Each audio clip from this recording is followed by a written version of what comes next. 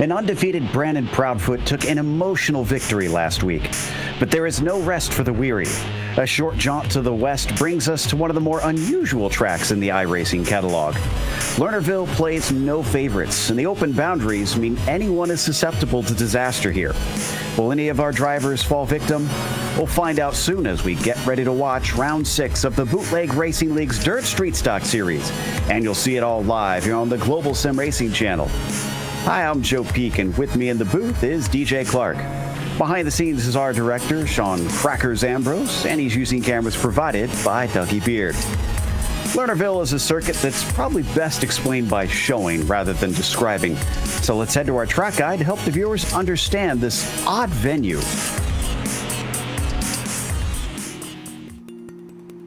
Welcome to Lernerville Speedway, a staple in the Pennsylvania dirt track racing scene. For over 50 years, Lernerville Speedway has hosted sprint cars, late models, and modifieds on a weekly basis with annual visits from the world of outlaws.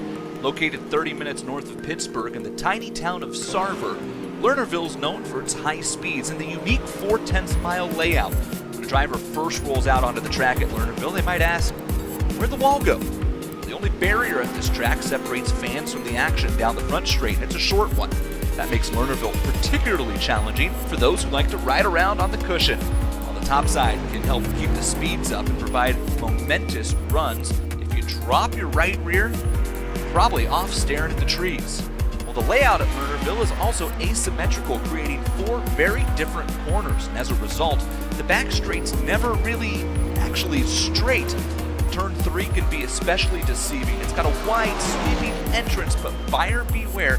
Turn 4 cuts hard, and that wall we talked about, it'll still come out and bite you. So that's our look at Lernerville Speedway. We hope you enjoy the show.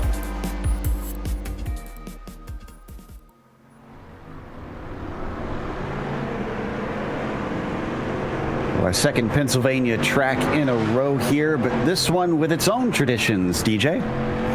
It certainly does have its own traditions, and one of the best ones is seeing cars flying off the side coming through turns 1 and 2. That's right, Joe. There is no outside guardrail for these cars, as you saw. It is utterly unique in that way on the iRacing service. And how are these street stocks going to handle it? Well, it looks like the way to go right about now is about the mid to high line. You want to keep that momentum up as much as possible, but if you run those lines, you're going to be playing with fire, as it is very easy to get that right rear tire tucked over the edge of the embankment, and that will send you tumbling off over the edge. So the drivers are going to have to balance that danger with trying to get the maximum speed around here today. But the one thing that this place does seem to always produce is some very good racing in these street stocks. Yeah, we've seen some fantastic runs around here, and they're going to need a fantastic run because if we look at the points championship currently, up at the top, 5 wins in a row for Brandon Proudfoot means that he has a monstrous lead over J.R. Shepard. Chris Davis not quite having the race that he wanted last week at Williams Grove, kind of fell down the order a little bit after some incidents, so we'll see if the 7 can try and have a better day today and close that gap to JR. Billy Northcutt rounds out the top 4 with Steven Spees, our 5th in line in the points. What about today's race details for the event? Well, Joe, this is the 6th of 11 rounds here in the BRL Street Stock Series, so just about that halfway point. We are racing the Dirt Street Stocks, as we mentioned. It is a heat race format, so everybody will go out and have lone car qualifying that will set the order for the heats. The top 3 cars from those heats will automatically advance to the A main. Everyone else will run in the B main consolation race. That'll be about 10 or so laps, and then that will set the order for the A main. A maximum of 24 cars will make that A main. We've got 21 on track right now, so it looks like everybody will make the feature. That's a 40-lap race. That's the only time you will see a yellow flag out here tonight.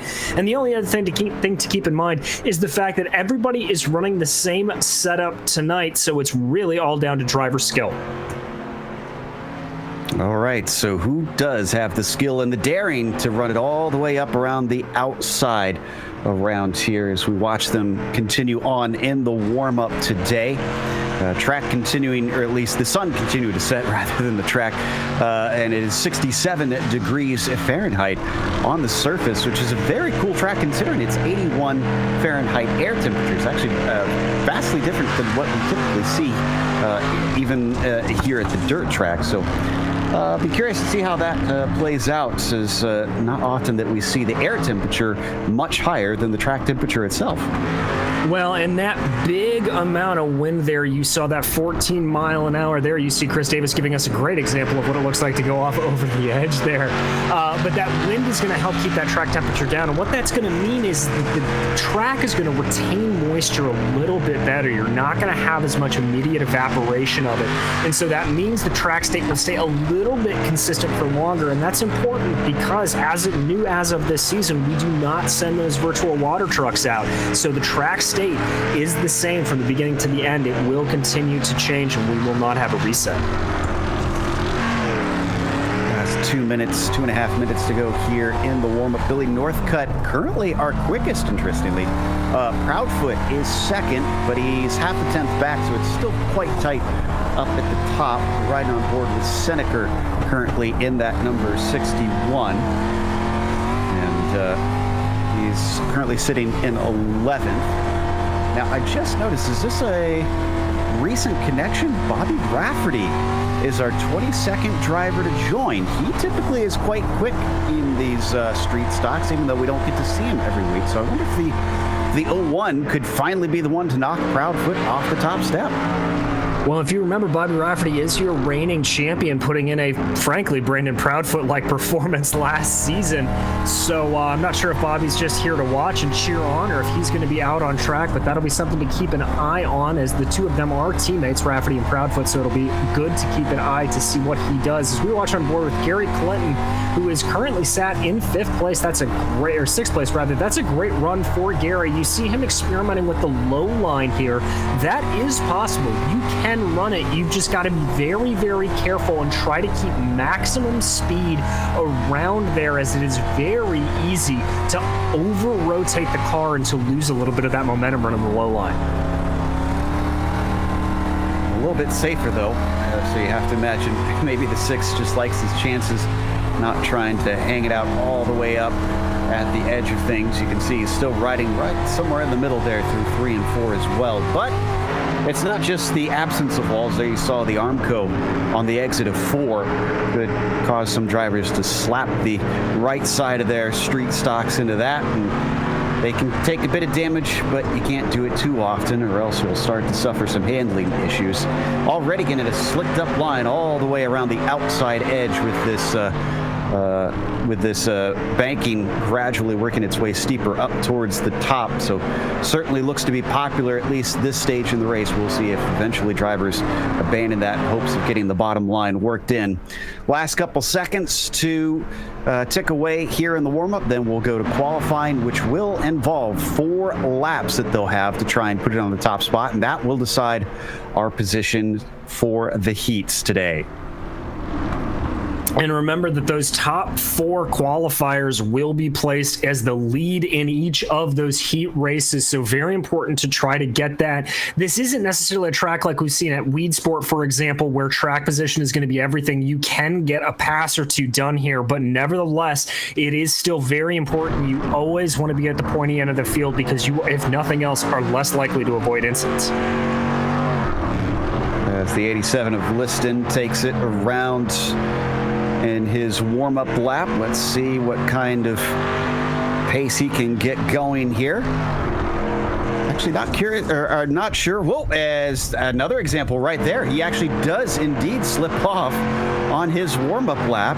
Now, thankfully, he did not hit anything, even though he was coming towards 4. But that'll lose him a little bit of time getting this car up and ready.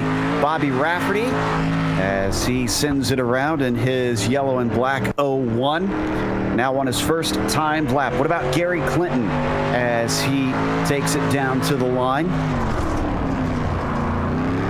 That'll put him in second, make that a few more positions down. Now they're all trickling in. Hetherington, quite quick today, and Rafferty is quicker, though, by about a tenth over Todd.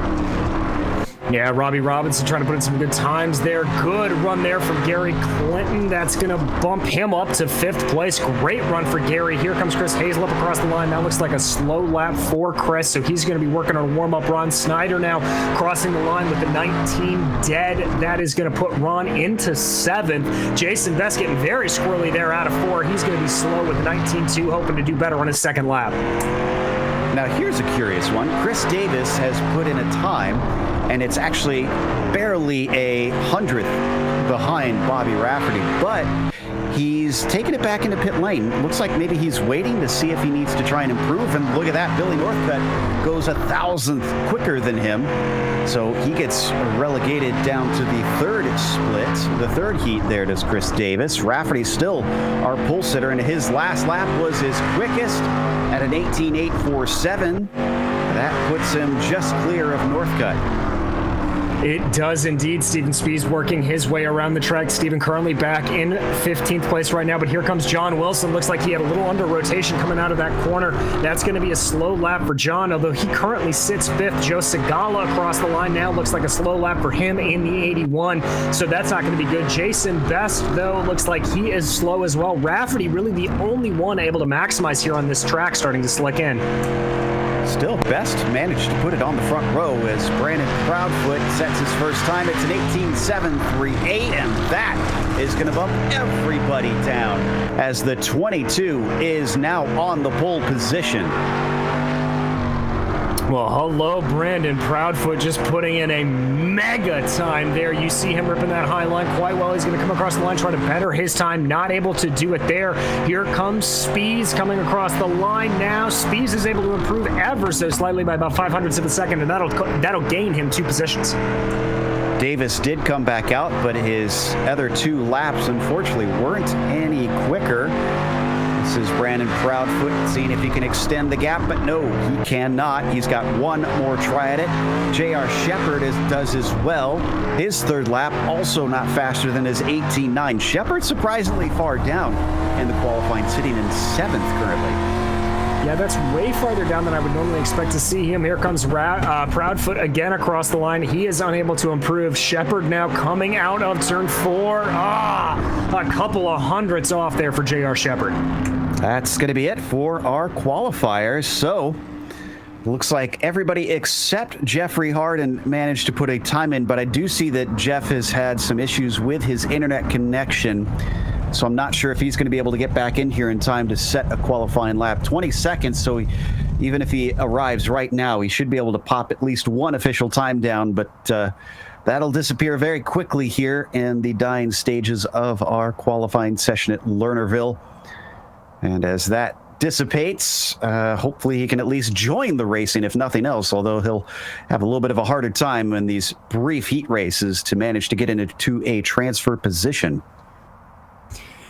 Yeah, that's what he's going to be looking at and hoping for here, but time clicking down.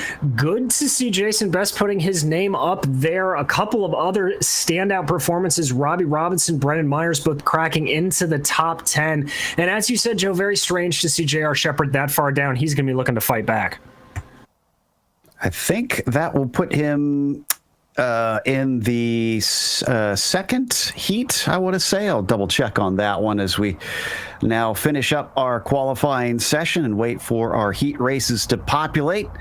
Our first grid of the day of 6 cars is going to be Brandon Proudfoot on the pole with Steven Spees starting in 2nd. Then after him, it'll be Robbie Robinson rounding out the first half. And Gary Clinton will be starting off on the outside of row 2, followed by Ryan Seneker and Chris Hazelip behind him. Alrighty, as they all trickle their way onto the gridding area in the pits just behind the pace truck. If I recall correctly, I believe this was the first outside pits that iRacing had modeled in the sim. And so drivers have to come in from where you would traditionally see most dirt tracks have the cars enter and then take off, which honestly surprised me a little bit, DJ, the first time I tried to take off, because I think it was in the midget that I did it in, and the car absolutely launched over that berm. Yeah, that berm is a lot higher than you think it is. And you see here a lot. There you go. That's a good little example for us by Robbie Robinson showing just how high that berm is. You kind of have to tiptoe over it. You don't want to damage the car jumping it across there. And we take 2 pace laps around with our 6-car field. It'll be 6 official laps and no caution flags will fly during this. So you've got to keep it clean and keep up with the front runners if you want to hope of advancing through in those top 3. Just about past sunset at this point. Very little of that amber sky left here in Pennsylvania. And we are completely under the lights from then on out. What can Proudfoot do here with the pole, especially with some very fast runners challenging him, including Spees to his outside in that 55. There goes the pace truck. This gives control to the 22. And the green flag is out. Proudfoot gets a good jump down into turn 1, already single file for our top 3, although Robinson going to try the low side as Gary Clinton looks to try and keep his momentum up around the lip, and it's not going to pay off. Looks like they'll stay the same in 3 and 4. They will indeed. I thought for a second there Clinton was going to have a little flirtation with that berm on the outside, but he's able to keep it up. Steven Spees here jumping down to the low line. We've heard him talk about how he much prefers to run that low line rather than ripping the high side on a lot of tracks, so he is clearly enjoying this. Now goes to a sort of midline there, letting the car drift up ever so slightly. Who's got more momentum off the corner? They are very evenly matched here. Yeah, he had a look at Proudfoot, but he was around the outside. Maybe he could get the over-under here as he tries to diamond off 1 and 2. Nothing doing that time through. Still, and Brandon is way up around the outside. Does a good job of keeping the momentum going, so the 22 will retain his top spot. That got a little hairy for a moment. I thought he was going to head over the ridge. I thought he was too, but Brandon able to keep that thing nice and under control. Steven Spees continuing to try to get something on him. These two just absolutely shadowing each other here as they try to figure out where the best line around the track is as they cross the line with 2 to go. Robinson, in the meantime, has really left Clinton in the dust. He's easily in 3rd place in the last 2 advance if things stay how they are. Around 3 and 4, one more time. Proudfoot has that outside line down to a science here today, it seems. White flag flies for the 22 and the 55 as they come down the back stretch and towards the line once again.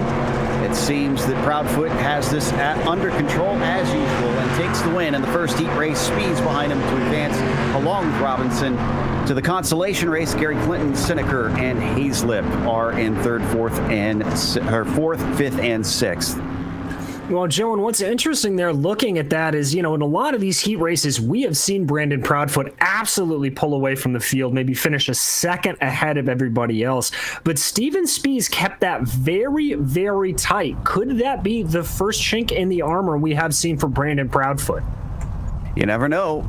Bobby Rafferty, in the meantime, will start on the pole here in heat number 2. Chris Davis starts in 2nd, and Brennan Myers will be 3rd. Outside of Brennan Myers will be Justin Morton, followed by Bobby Hayes, and Jeffrey Harden, if he is able to connect, will be lining up in P6. I still don't see him back in the session, sadly, so I think it is going to be a 5-car field here.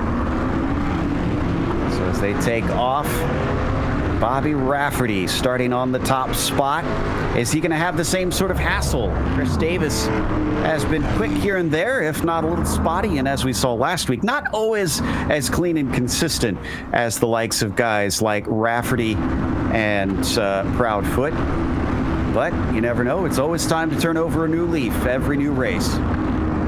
Exactly, and the one thing to keep in mind here is that mega run that Brandon Proudfoot got off of the start when the pace car dove in, being able to dive that car down low, get that nice moist track underneath his tires.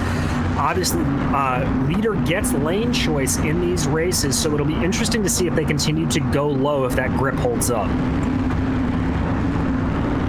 have to imagine at some point the top will be just way too slicked up to make it the fastest way around.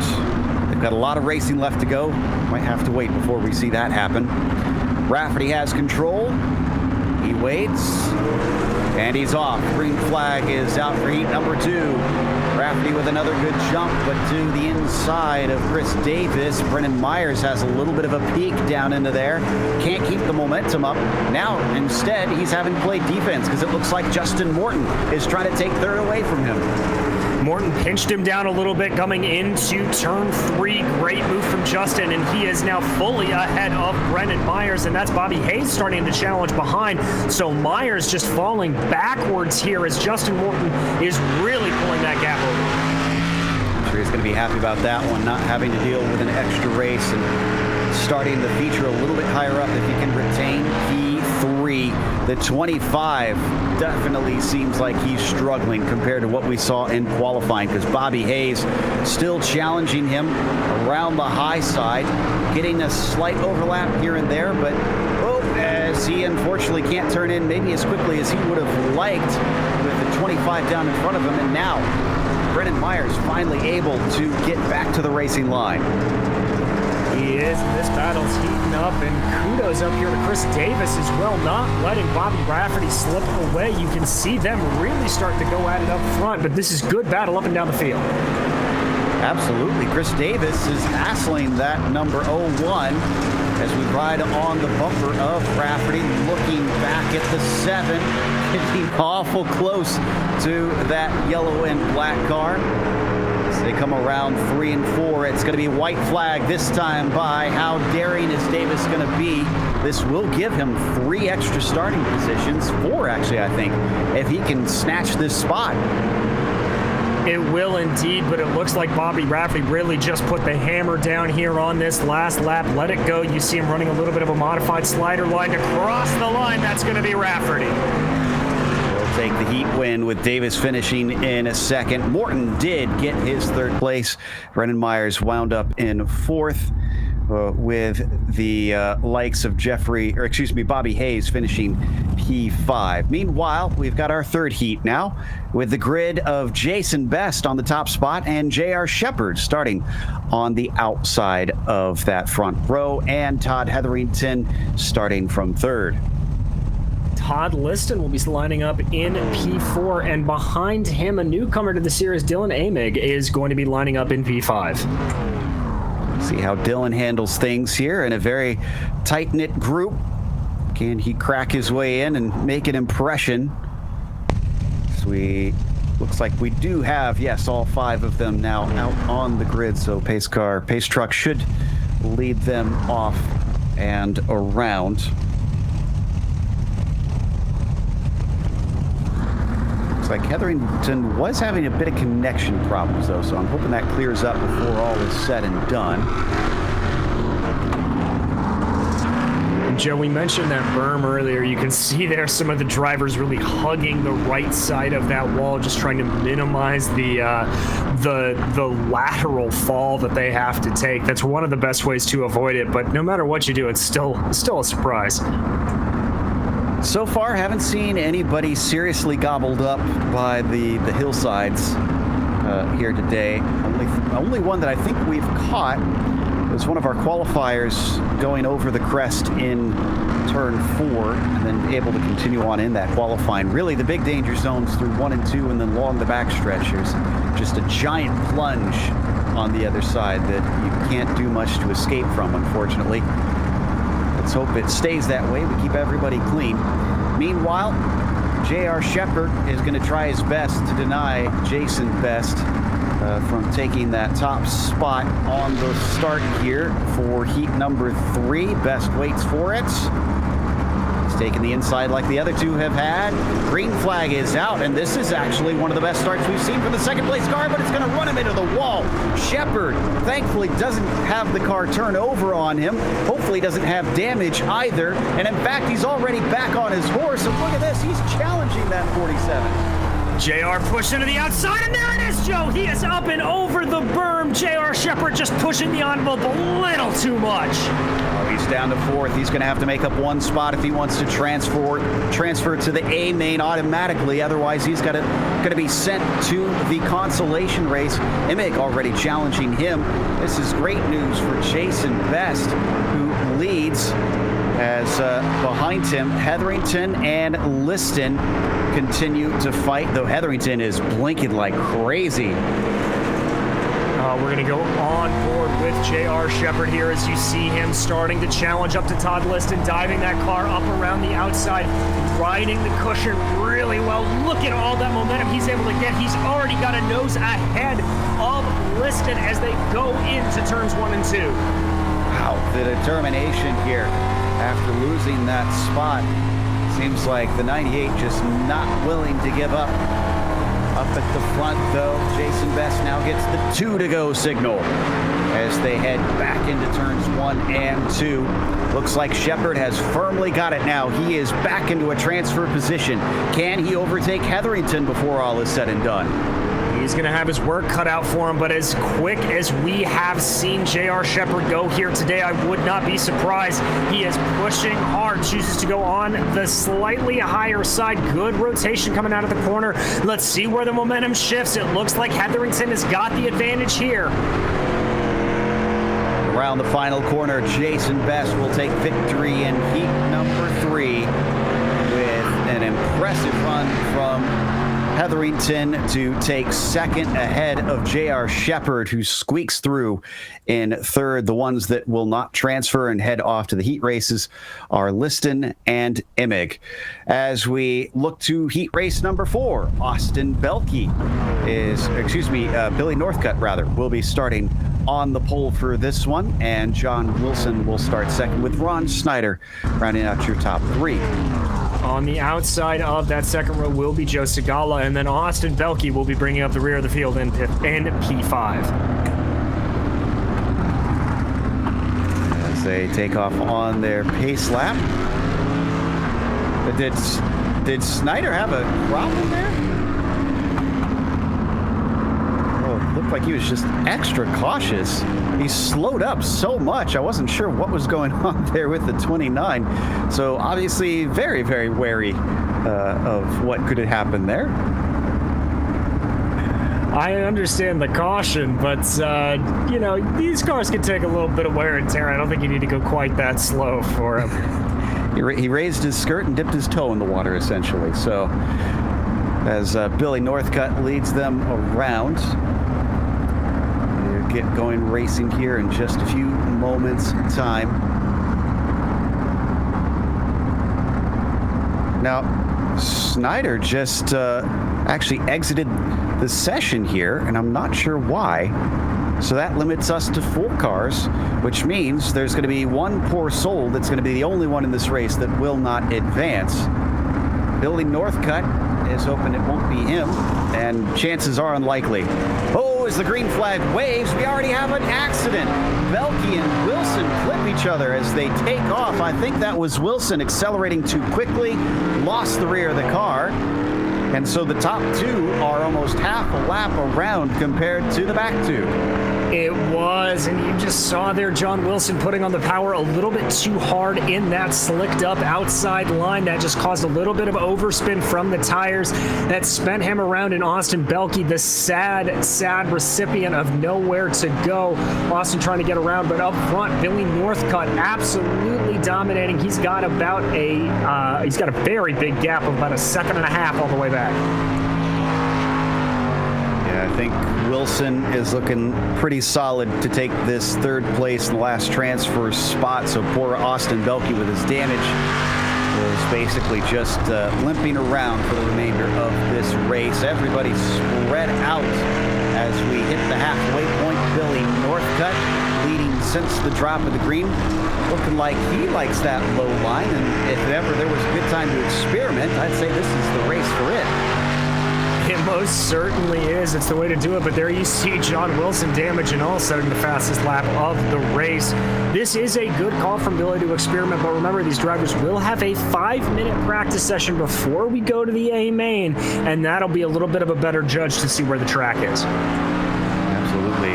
Could get a little bit more rubbering in before all is said and done. We come around for the white flag, and Billy Northcutt with a 1.5-second lead over Zagala has been unfazed by all the drama behind him. The car with a tribute to his mother with joy on the side as his number is going to win his heat race here today. Zagala takes second, and Wilson eventually comes around to the line and will be the last to advance in that number 75. Belke settles for last there in his 24. Yeah, it was a real heartbreak there for Austin Belke. He had absolutely nowhere to go, but he'll have a good shot here in the B main to try to improve his qualifying for the A main a little bit later tonight. Indeed, and of that grid for the consolation race, Gary Clinton is on the pole with Brennan Myers starting in second. Todd Liston starts in third with Austin Belke in P4, and fifth goes to Ryan Seneker. In sixth will be Bobby Hayes, followed by Dylan Amig and Ron Snyder behind him in eighth. Chris Hazlip will line up ninth, and Jeffrey Harden will be in 10th. All right, waiting for that pace truck to go. Not only are there more cars, there are more laps, so drivers will see an even more drastic change in the track after this one. The 10-lap heats here, 10-lap consolation race rather, means that just a little bit more they have to try and keep it clean, have to try and keep it steady, and most importantly, have to keep it within the bounds of this track. Exactly, Joe. And this is where I think you're going to start to see a little bit more flirting with disaster, a little bit more flirting with that high line. The more cars you get on track, the farther up the track these cars are going to get pushed, and that's when you run the risk of running over that berm. Absolutely. Everybody probably going to fan out a little bit here on these first laps or two. Look at that wide, slicked in line there on the high side entering 1 and 2 that is already developed right there and continues its way all the way around shiny and black onto the back stretch. We hop on board here with the 87 of Todd Liston, watching to see what kind of start Gary Clinton's going to give it. And he's off early. Green flag is out. Clinton, though, starts to spin the tires. Here comes the 25 of Brennan Myers around the outside, looking for penance from his earlier race as they come off onto the back stretch. It's side by side. Clinton not willing to give it up. Not willing to give it up, but Brendan Myers able to hold that momentum on the high side very well through lap 1, and it is going to serve him even better through the start of the second lap. Myers well out into the lead, and now the number 12 of Dylan Amig starting to make a run here. Ooh, almost looked like he was going to get in the back of Clinton, but he's running that high line as well. A little bit of a shove down into 3 and 4, and another shove as Clinton finds himself pointing the wrong way. Catches the car, but it's looking a little out of sorts. They're going to make a little bit of more contact. Oh, is that going to send him off? He starts to go around, tries to collect it, manages to keep from spinning, but going from almost second place, Emig falls to 6th. Well, and he's got to thank a little bit of Bobby Hayes there. A little bit of incidental contact between the two really allowed for him to get straightened back out. When we look back to this battle, this is the battle for third between Todd Liston and Bobby Hayes. Really starting to heat up here. That is Bobby Hayes on the outside. Indeed, and the distance between first and second is already up to a 1.5. Brennan Myers has got this thing on lock right now as the 13. Oh, is he going to be able to complete the pass on Liston? I believe so. So, put Bobby Hayes up into third here for the consolation race as we get single file, I think, for the first time this race. A big mistake from Clinton sends him off in front of Bobby Hayes, and he gets tipped completely around. So we're going to jump back to this battle for P2. You can see a little bit of damage there on the front of Bobby Hayes' car as he caught the spinning Gary Clinton. But Austin Belke now really starting to challenge Todd Liston for that third place position. But once again, Joe, the outside line looking like that is the way to go here. It's making it a little bit difficult to pass. We've seen a few made, but drivers who have a lot more pace than the others are the only ones that seem effective. We're going to watch from Liston's perspective, looking forward at Bobby Hayes, just riding behind him through 1 and 2, going down farther low than the 13 was. That one didn't work, and he's got very few laps to try and experiment like that. Exactly. It's going to be 2 to go at the line. Joe, it's just all momentum. You saw how much he was able to claw back in the corner, but once they got to the exit of it, really started to go. I thought for sure he was going to fall up over the berm there, but really good job for Todd Liston to keep it on the track, but there he goes! Oh, he put the wheels off on the backstretch, and it takes him a while to emerge back on. As we get the final lap, Belke inherits third place from that one. Brennan Myers just stomped the field here today in the consolation race. That's going to feel good for the number 25 car as he wins the B-Main here at Lernerville. Bobby Hayes going to come in second with Austin Belke third, Todd Liston and Dylan Amig to round out your top 5. Well, with that, we have a warm-up here, and that gives us time to offer a special presentation. We mentioned briefly that last race was very emotional for our winner at Williams Grove, which was Brandon Proudfoot. We had a chance to talk to his mom for a brief while to understand why it was so important. My name is Mandy, and I have had the pleasure of being Brandon's mom for 22 years. He's loved racing ever since he was a little boy. Like, it was just an everyday thing with him. He race cars, and then the internet came around, and I was the mom that was always, you're on the internet too much. You're never going to learn anything. Him and his grandfather were really close, and he was the biggest role model that Brandon had as a male figure. So Pop-Up was who he looked up to. He had passed of lung cancer, and we knew it was coming. We just didn't know when. And right there before Christmas, we had lost him, and it's taken a toll on him. But he knew every Friday he was there watching with us when he was racing on iRacing.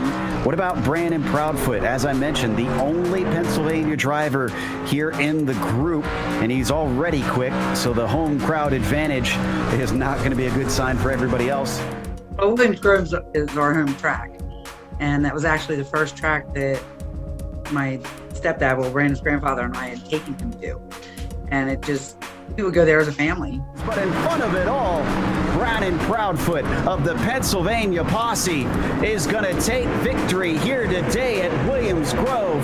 A win, 5 in a row for Brandon Proudfoot. What did winning last week's race mean to Brandon, and especially to the family as a whole? Was it important? It was. You'll have to forgive me if the tears start, but it was bittersweet. He's always tried really hard, sometimes too hard to win at Williams Grove in the home track. And when he won last week, it brought tears to us all. It was really bittersweet, that Pop-Up wasn't here to see it, but we knew he was watching. So it was very heartfelt for us as a family. Brandon, congratulations. Is this one that little bit extra sweet being here in Pennsylvania? Yeah, it is. This one hits close to home. Over the winter here, I lost my grandfather, and this was a place that me and him went to together all the times. And I know he was there watching for me there in turn 3, or up above, wherever he may be. When he did his interview, I kind of sensed that he was choked up a little bit. Anybody you'd like to thank for today's victory? Law and all the guys at Bootleg that put this thing on, you guys for doing the broadcast, family that works me on downstairs, and a special thank you for my grandfather for making me love this place. And he come down and gave us both a hug. My mom, his gram, gave us all a hug, and then the tears just started. It was very emotional. Fortunately, I had the opportunity to buy his first real life race car. He did do the last race out at Bedford last year, just so that his grandfather could get a chance to see him So he's starting his first full season this year, and we're super excited, and Mom's super nervous. We all couldn't be prouder of him, and I know Pat's watching.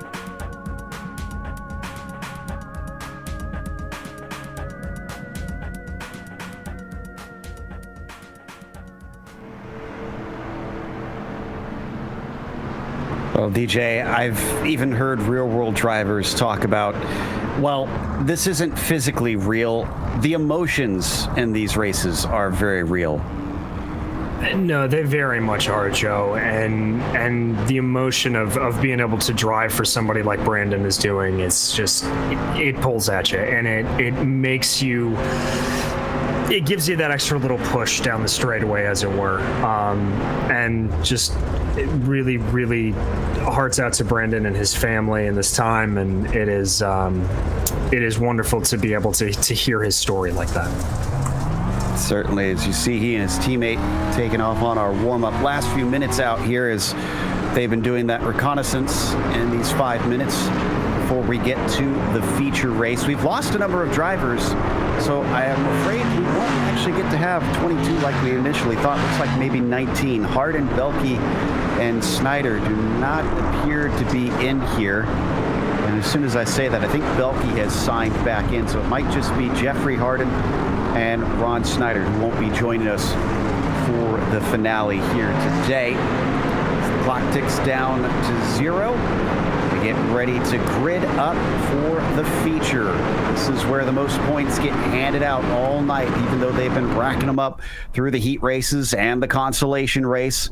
And Brandon Proudfoot looking to make it 6 for 6. Starts on the pole with Bobby Rafferty next to him, trying to deny him that shot. Jason Best will start in 3rd with Billy Northcutt in 4th. It's Steven Spees starting P5, followed by Chris Davis in 6th.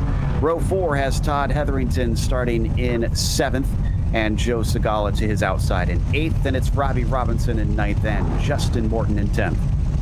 J.R. Shepard will start off in 11th, followed by John Wilson in 12th. Brendan Myers, your B main winner, will start off 13th, followed by Bobby Hayes. Austin Belke does look like he has been able to grid up, so he will start off in 15th, followed by Todd Liston.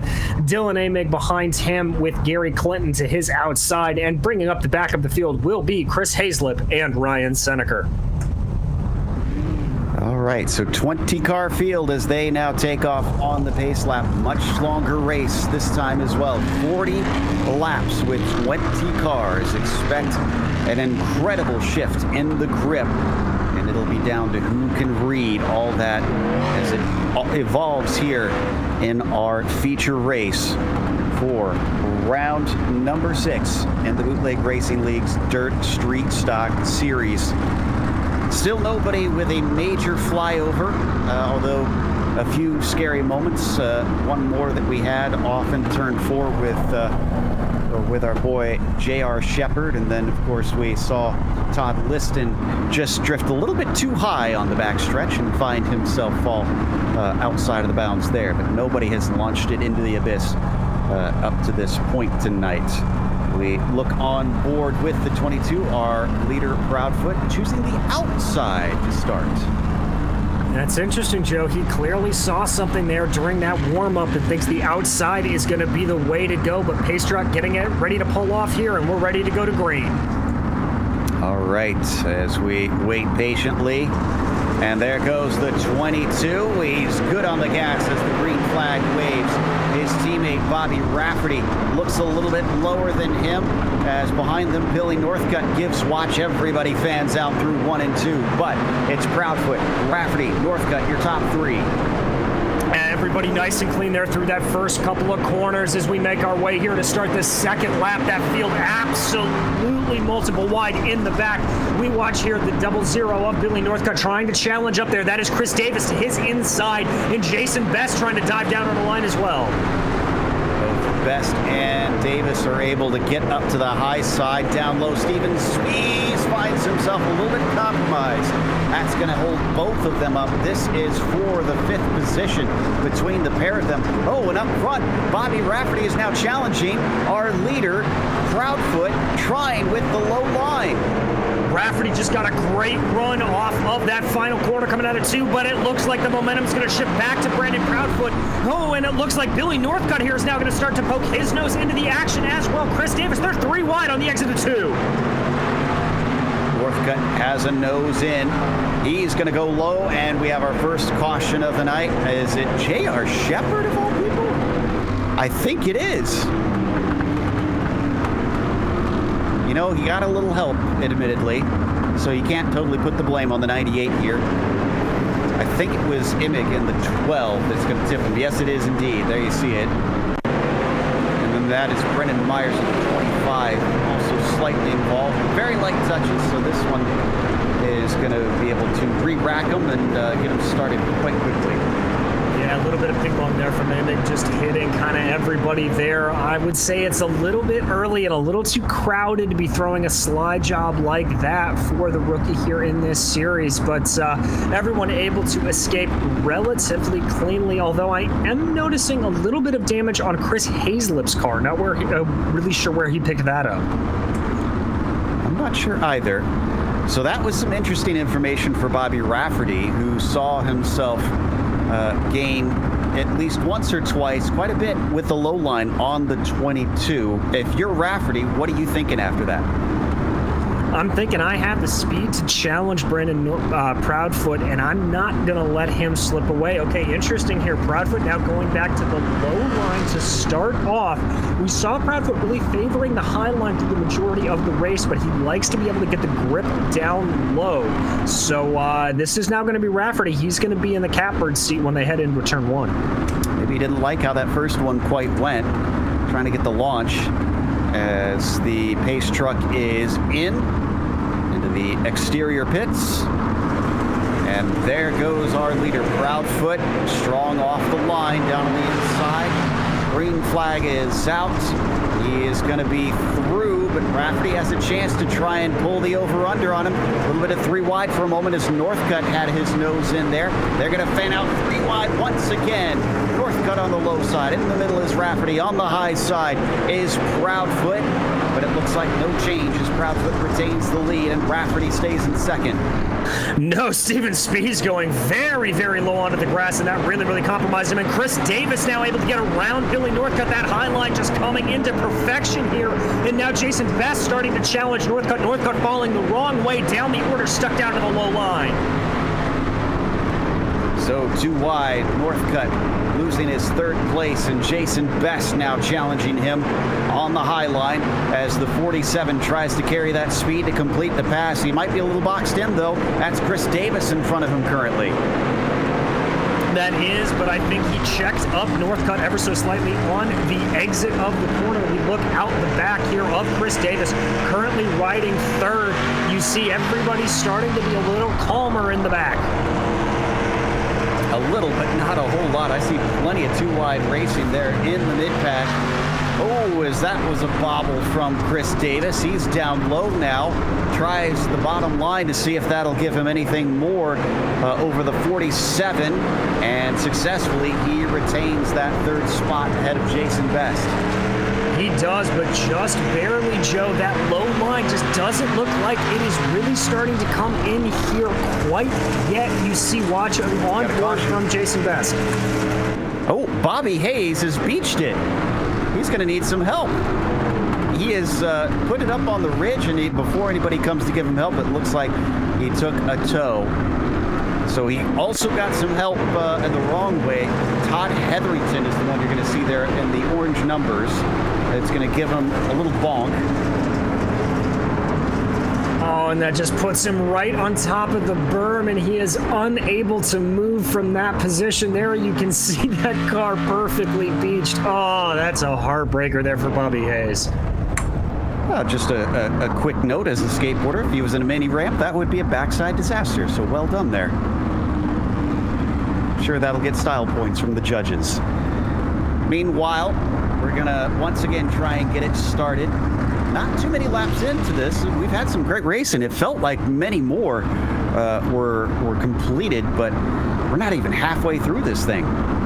No, Joe, you know, this Lernerville track, it's longer than you think it is. These laps come at you fast, but it is a decently long track. You know, you're looking at about 19, 20-second lap times, and it'll take a second to get by.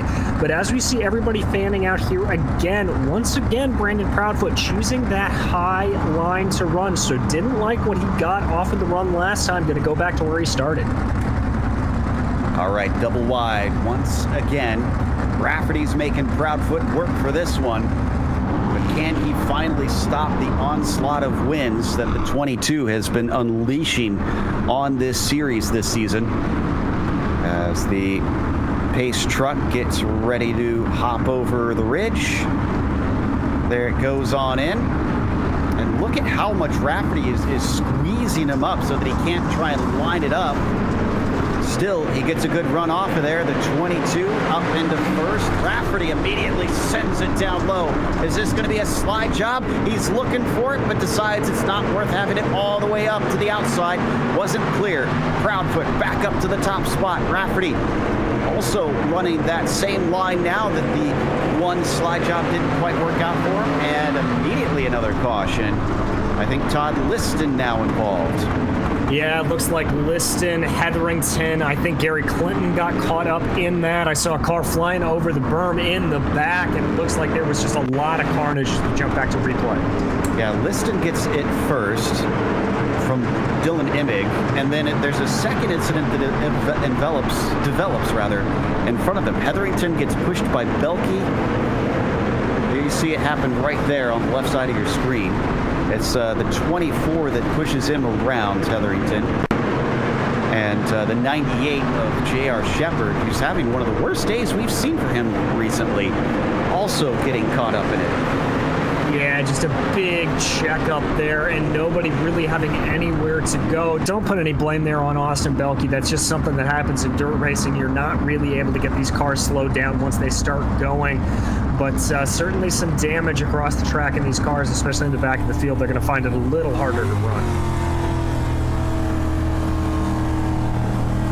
A spate of yellows now. Can they clean this up from here on out?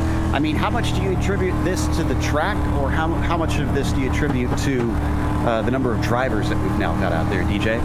I think it's a little of column A and a little column B. This is a track that encourages a lot of side-by-side racing. It's not like weed sport where it's pretty single file all the way around. So you're going to have a little bit more dangerous situations. And then I think you throw in that into the mix the larger field that we're seeing here. This is bound to happen when that happens, even with the best of drivers like the BRL always provides up. Let's see if they can get it sorted out this time, though. Didn't even make one full lap last time around. Rafferty's been having practice on this restarts, and it's showing. He is much closer to the back of Proudfoot this time. Is he going to try the slide job again? He is going to try and go low, but the 22 is clearly to his outside this time. And we had a car off in the distance, finally. It was John Wilson who jumped the berm, but no caution because of that. And Brennan Myers as well in turn 3 goes off. Meanwhile, up at the front, it looks like Rafferty's still eager to see if he can get that slider to work, and it's not paying dividends quite yet, but he is getting side by side. Here we go again. Is Rafferty going to actually fully send this one? He tries to run up to the high side. No, the 22 is once again there before he can complete the pass. And that's going to open him up to Chris Davis now diving down on the low side, trying to give Bobby Rafferty a little taste of his own medicine. Davis is able to pull up alongside him. Momentum's going to shift back up to Bobby Rafferty, and here comes Jason Best into the picture.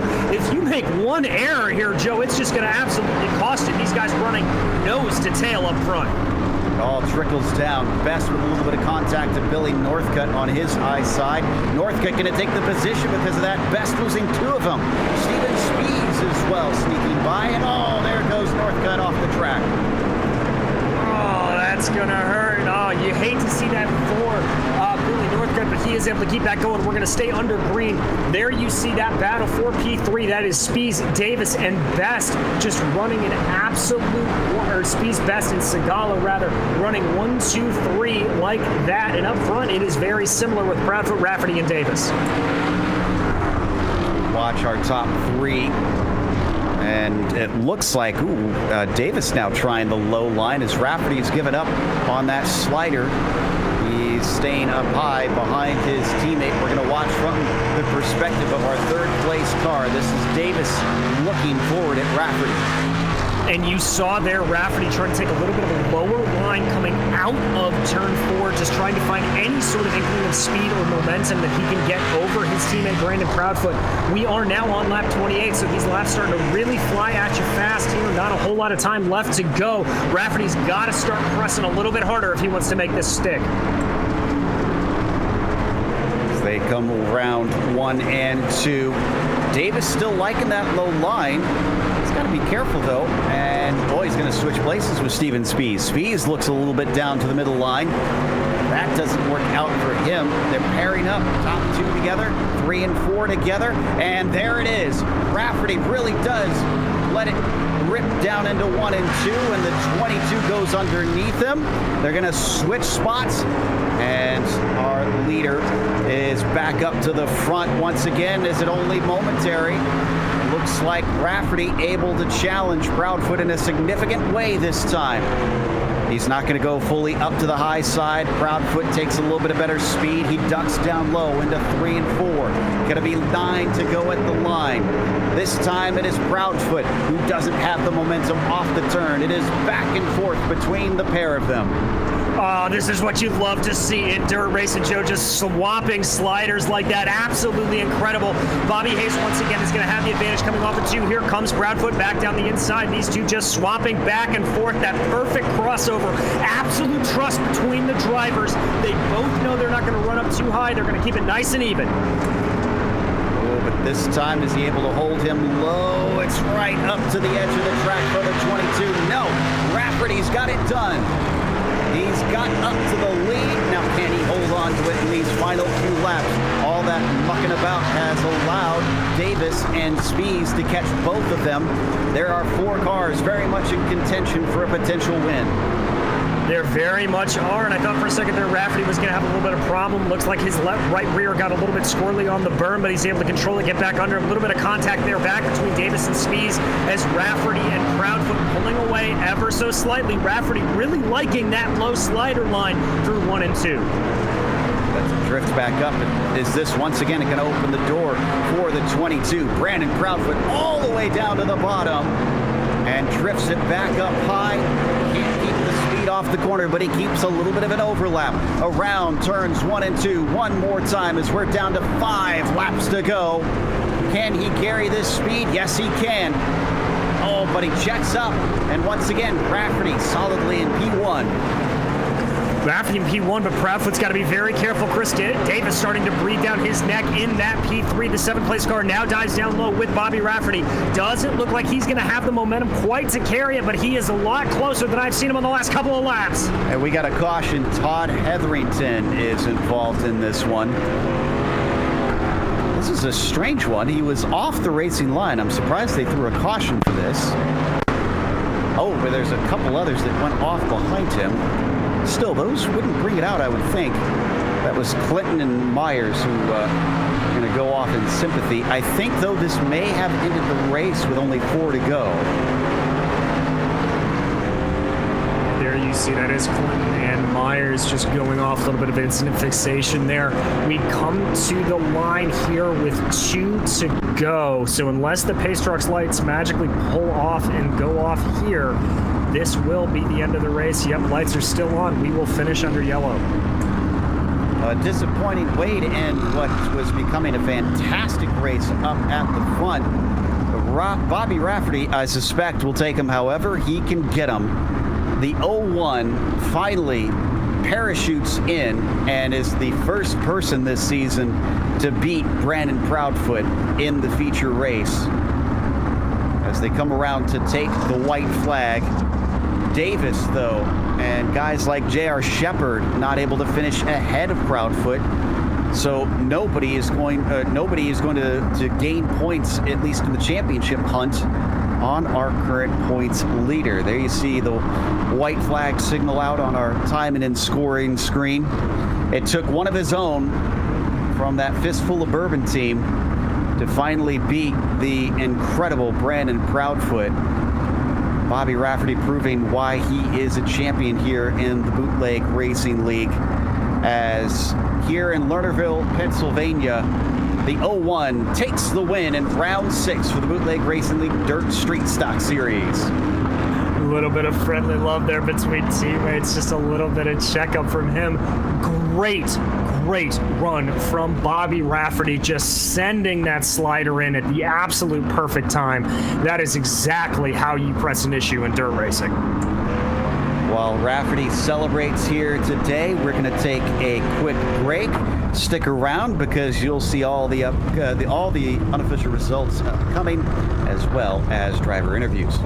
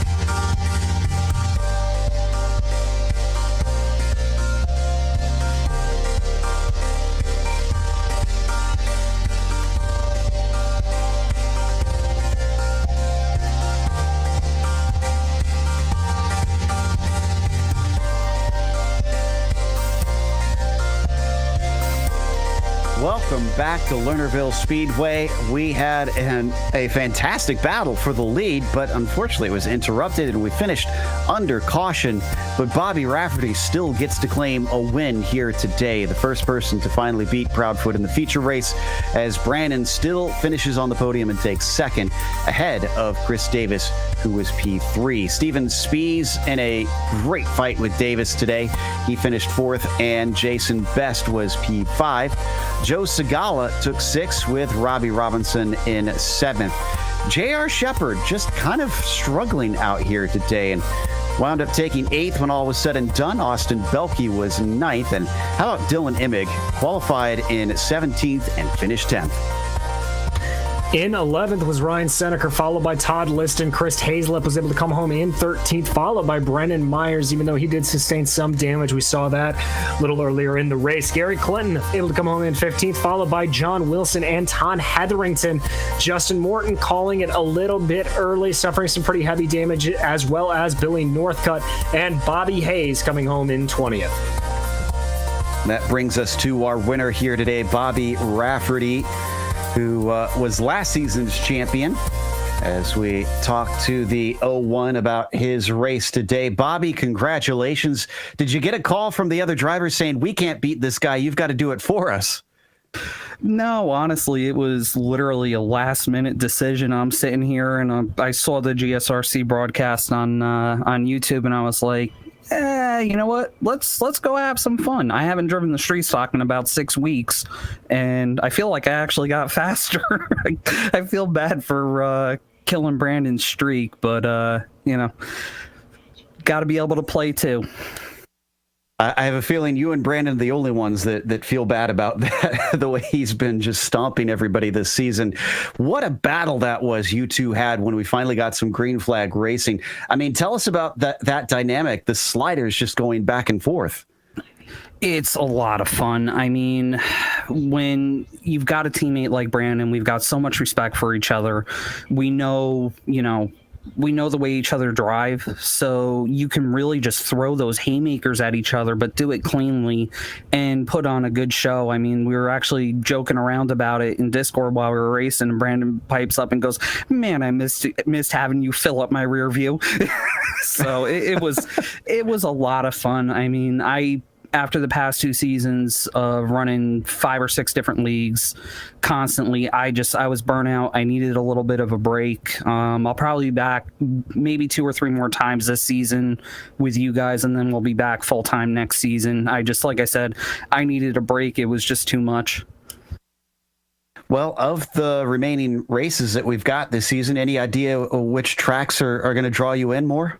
I'm not even 100% sure of the schedule, to be completely honest with you. I'm kind of upset that I missed Williams Grove. But let's see here. Fairbury, Cedar Lake you will see me at without a doubt. And you know what? Time, I don't want to give it all up. Time will tell, but I'll guarantee you I'll be there at Cedar Lake. All right. Well, we'll look out for you. And again, congratulations on the win.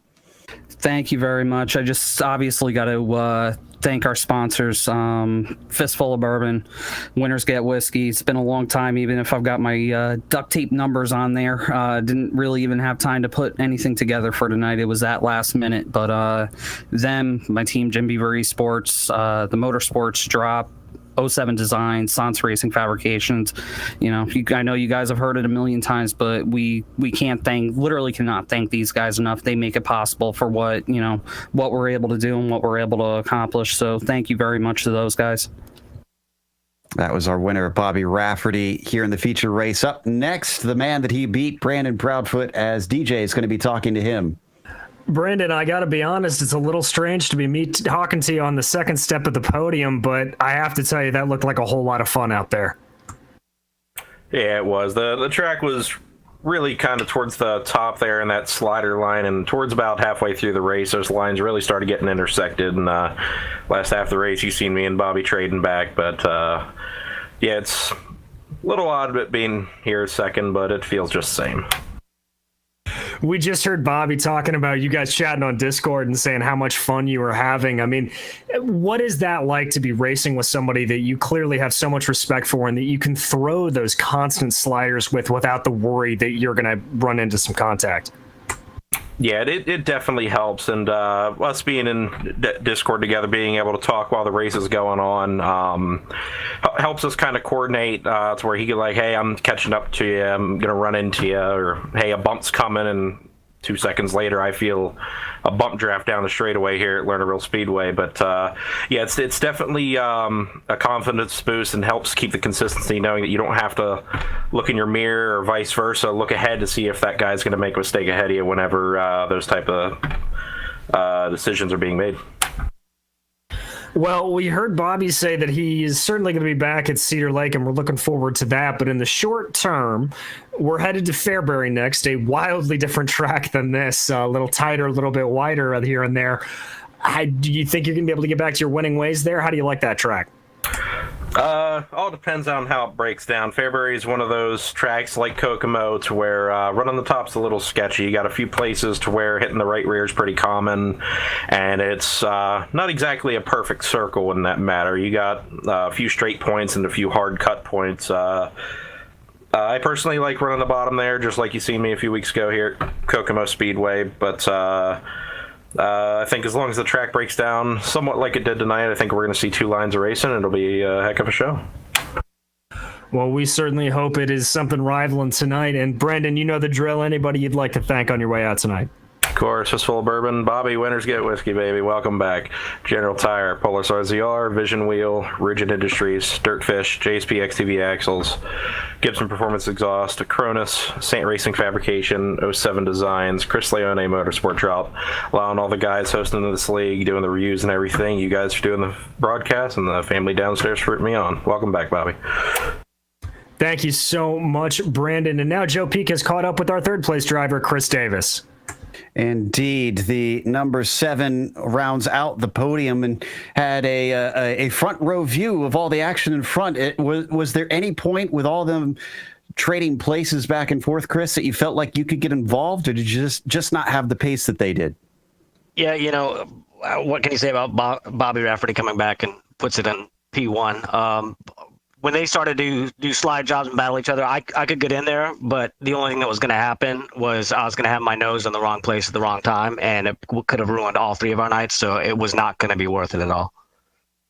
Still obviously collecting valuable points by keeping it together there, but you had to fight a little bit yourself. Best and Speeds look like they made life difficult at times.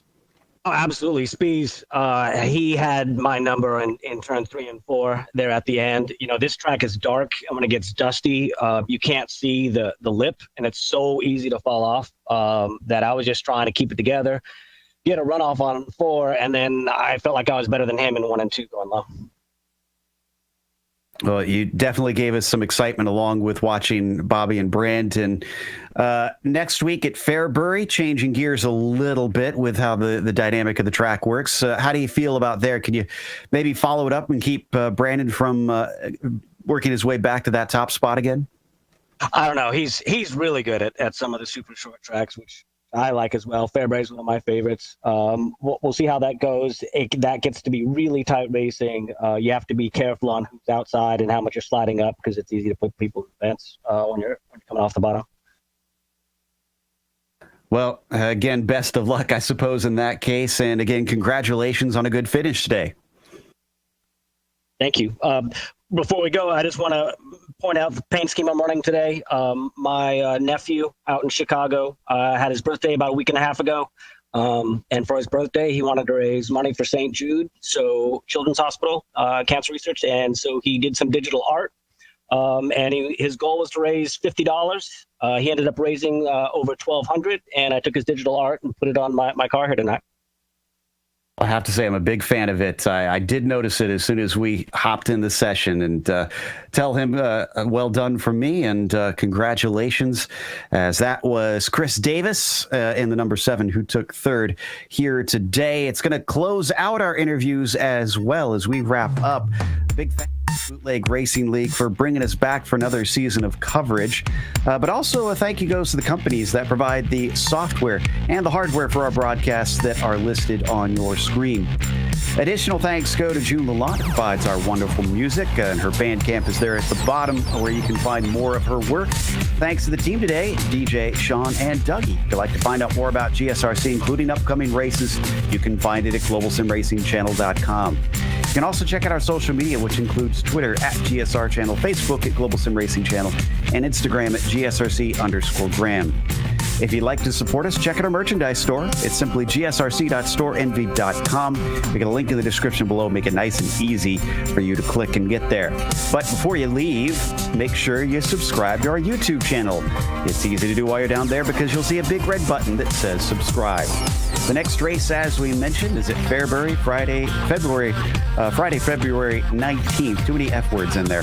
8 p.m. Eastern is where that kicks off, and we also have upcoming races for other series listed on the screen. So check those out and mark them down on your calendar, but stay tuned. We have a special presentation coming up in less than an hour. The NASCAR Legends at Daytona will kick off at 9:45 p.m. Eastern. Until next time, race clean, race hard, and we'll see you on the track.